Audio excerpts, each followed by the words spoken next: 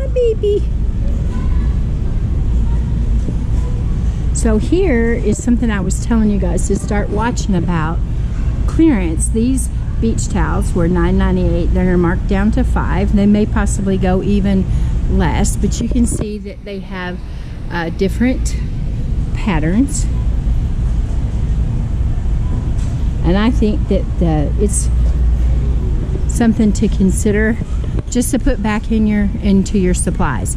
Do I need a Star Wars Mandalorian beach towel go with my bathroom decor? Well, of course not, but for $5 it's something that I can put back. The boys can use it, or I can add it to my stock. So I'm going to be looking and pick up a couple of towels, and I'll show you when we get home what we purchase. When you go around the corner, you can see that they have more designs, some that are just stripes and patterns that aren't necessarily for little children.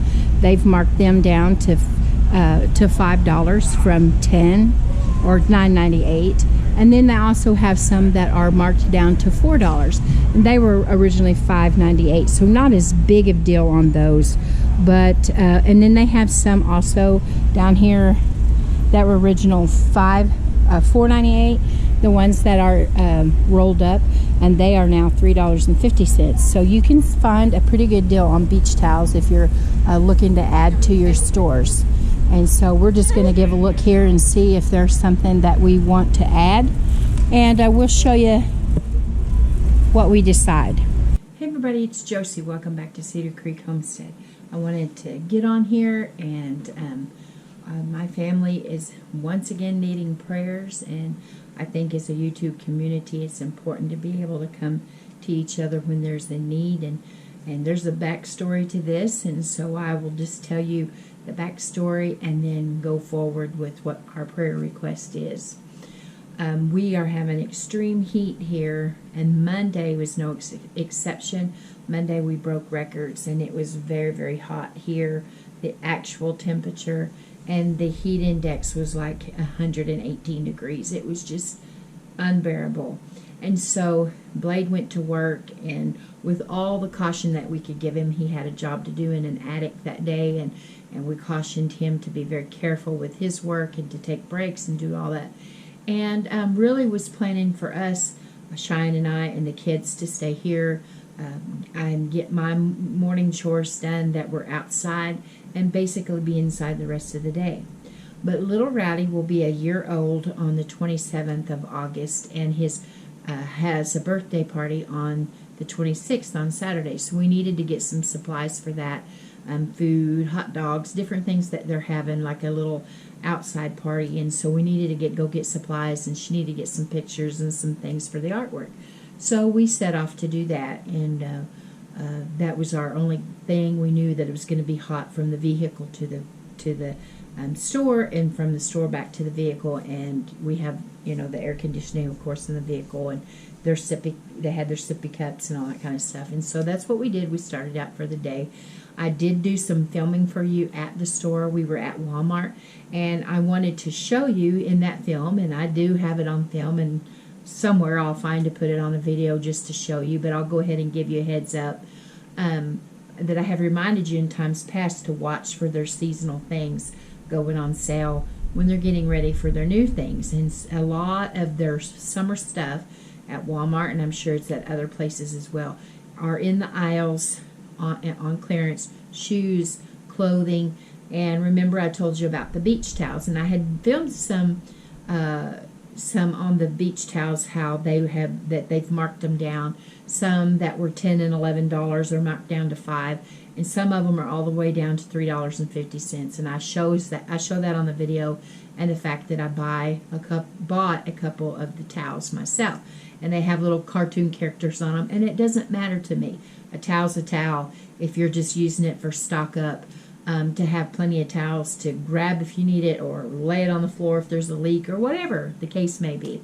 And so I do have that video, and I'll find another video to attach it to, because in the process of the day going on, some events unfolded, unforeseen to us, and I'm going to share that with you now.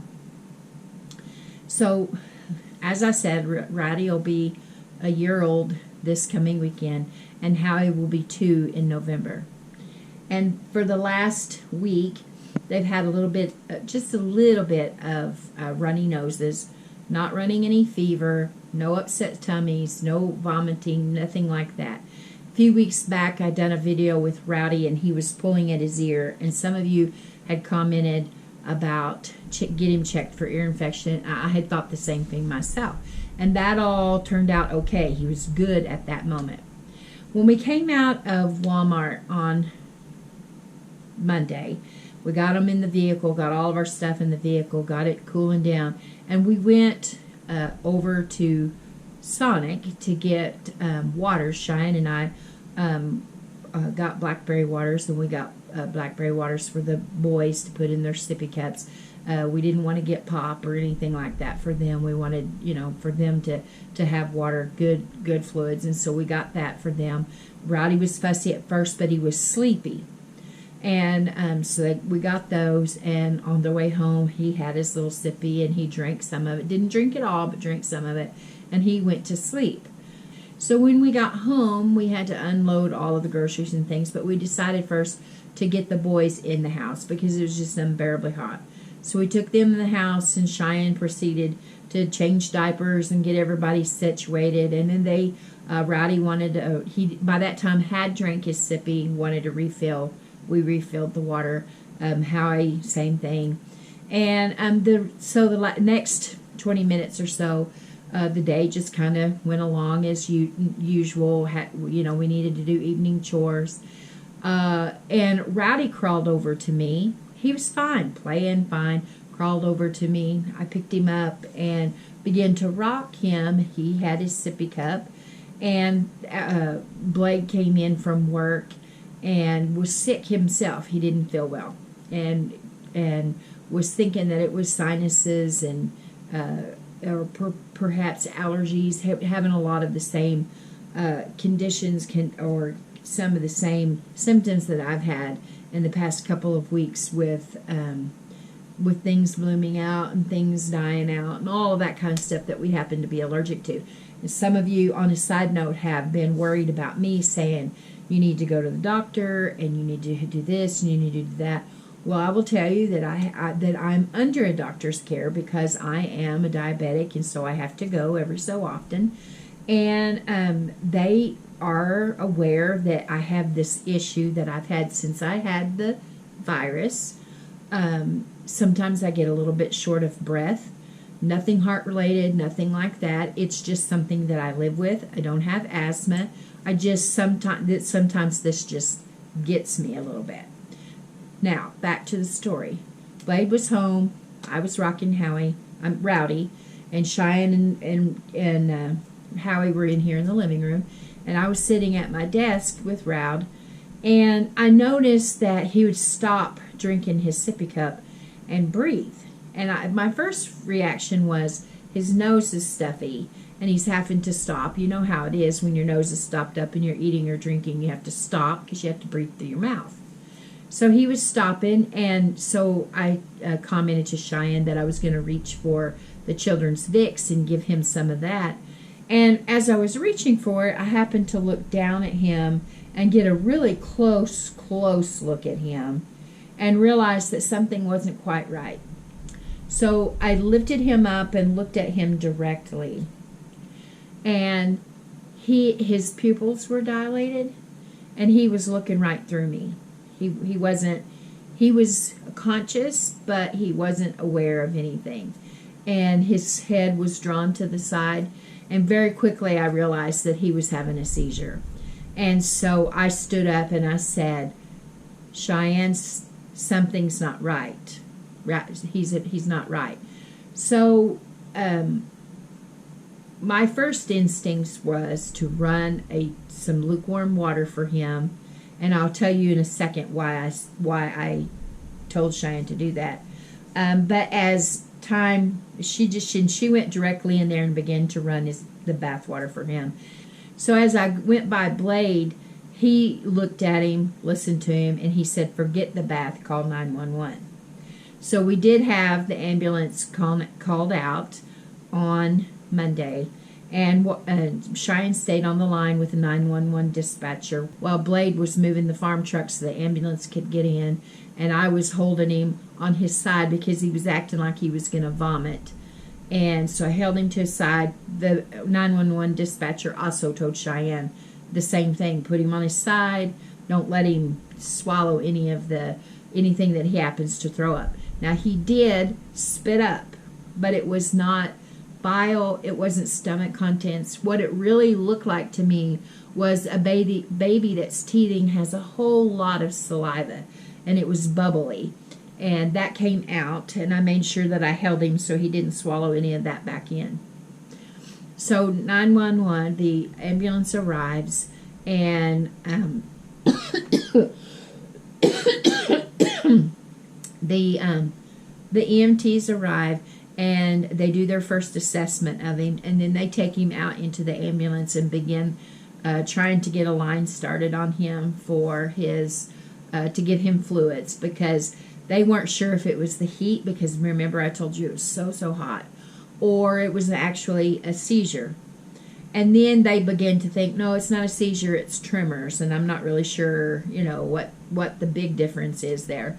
But anyway, regardless of that, they took him out to the ambulance, and they stayed quite a little while in the ambulance trying to start a line, and they tried it on his foot, and it blew. They tried it on his head, and they couldn't get a vein, so they had to go into the bone area on his knee and finally get it. His heart rate was a 202, and he continued to seize. So the decision was made to take him back to St. Francis Children's Hospital, where he began life. After he was born, he was flown to the Children's Hospital and stayed in the NICU for almost a month. So they left out with him, and Cheyenne rode in the ambulance with them. Our pastor and his daughter, they were here very quickly to see if we wanted them to take little Howie with them so that we could all go. They have really strict rules about how many people can be at Children's Hospital and who can stay and who can't. And Howie wasn't feeling real well himself, and so I stayed with him, and Blade and Cheyenne are at the hospital. So what they did on the way to the Children's Hospital, he wasn't doing any better. He continued to stay in seizures. They put him in his car seat in the ambulance, and the decision was made to stop at Muskogee, which is a branch of St. Francis. And so they stopped there, got him stable, began to run tests on him. The very first test that they started running on him was they done a lumbar puncture to see if he had spinal meningitis. That was one of the big things. He held his head to the side. I can't remember now, honestly, if it was his left side or his right side, but it was drawn to the side, and his little feet were moving, and his eyes, you could put your finger up and do this. His eyes never moved. They didn't close, and he would blink, but he wouldn't look you in the eye, and his eyes wouldn't move. They were fixated. It was really, really scary. So they took him and they started running tests, started to get him stabilized. They made a decision to intubate him, and so that's what they did. So once they got him stable and got him intubated and all of those things, they took him on to St. Francis in Tulsa, the Children's Hospital. Got him all set up there. Yesterday morning, he spiked a fever of 103.8, I believe is what Cheyenne said. And they were still running tests. They ruled out COVID, of course, and the flu and several other things. Then the test results came back. Praise the Lord, he did not have spinal meningitis. And they finally were able to conclude that the seizure itself was brought on from a high fever. Now, when I was holding him, one of the things that I recognized was that he did have a high fever. It went from no fever to high, just like that. And so they determined that that's what the seizure, what brought on the seizure. Now their concern was that most of the time when children have a seizure like that, usually 15 minutes or less, if it's caused by, if the seizure is caused by high fever, and his was not going away. The seizure came to an end that evening before they got him to Tulsa. And they began running all the tests, and like I said, they started coming back. One of the tests that they ran was in his brain to make sure. They began to watch to see if he was still having seizures, and he was not. He's not had another seizure, but they have kept him sedated. They have him on fentanyl again, but they're beginning to turn it down. The reason they did that, Shine was really concerned about it. The reason they did that was because he was still spiking fevers, and they didn't want him to begin seizing and them having to re-intubate him. They thought it would be easier just to keep it in as a precaution.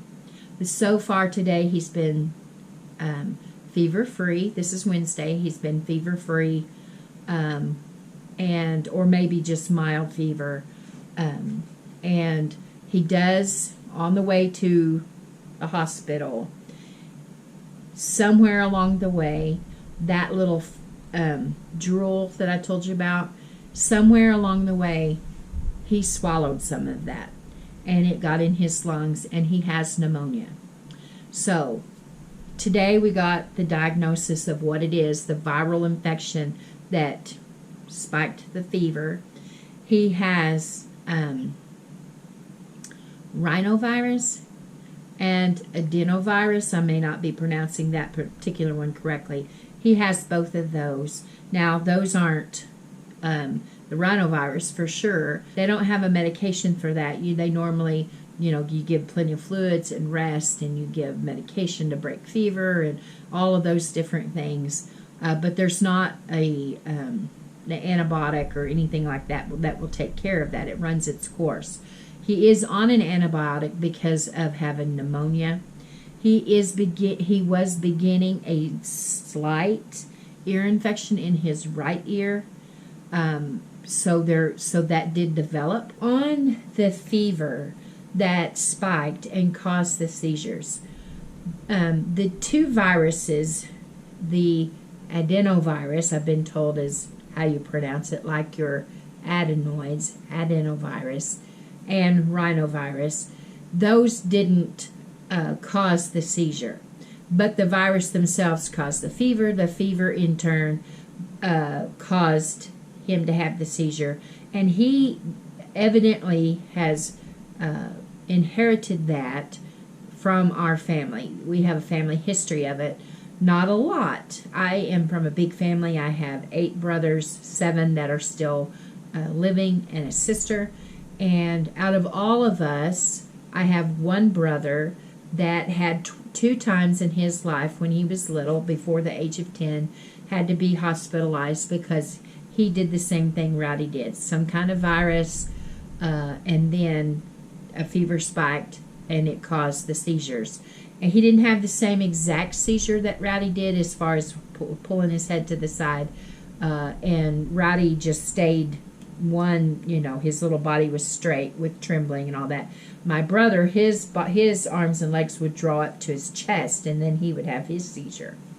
Now, he had those. He outgrew those. And then his daughter, my niece, when she would spike a fever, she would hallucinate. And there was one time in particular that she was with us, and I had to take her in the middle of the night to the hospital. She was vomiting and began to hallucinate. And the very first thing they did it with my brother, they did it with her, they did it with with Rowdy, was want to test for spinal meningitis, just to rule that out. And I think part of it is because of the head and all of the things that go along with that. And so thankfully they didn't have that, and little Rowdy did not have that. Howie's sister, She had meningitis when she was a little girl, and she had to spend, I think her mom told me, 21 days in the hospital. So it can be a very serious, life-threatening thing. So that's where this has come from with him on the hereditary thing, I'm assuming. Howie has not had any episodes with it, but we will watch him, of course. And it seems to be something that my brother and my niece, they both outgrew, and we will see how it goes with Rowdy. Now, to tell you, he's still in there. They've got his oxygen turned down, the supplemental oxygen turned down. I just got off the phone with the kids, and he was receiving a breathing treatment. That's just another something new today that they've added. He just got his first breathing treatment. He gets agitated, and he gets mad. They do have him sedated, but he's been on 3 medications for sedation. He keeps trying to wake up, and they really want him to, remain calm so that all of that medication, the antibiotics, can have time to heal the lungs.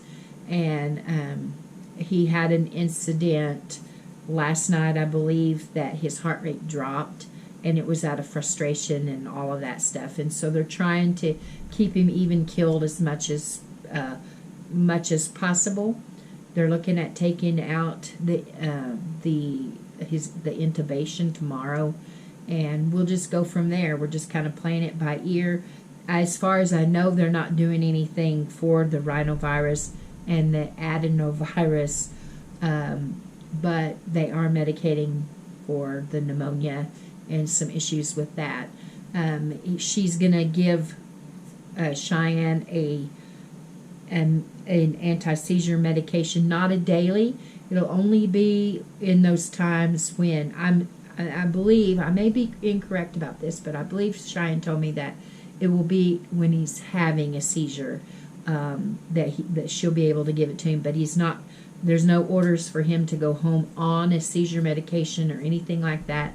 So we're hoping for the best. They've ran tests to see, because these can affect, both of those viruses can affect his liver, his brain, his heart, and I think she said his lungs. But those tests all the tests have came back except for the heart. They're still waiting for that particular test. But the liver, the lungs, the brain all look good. There's been no complications there.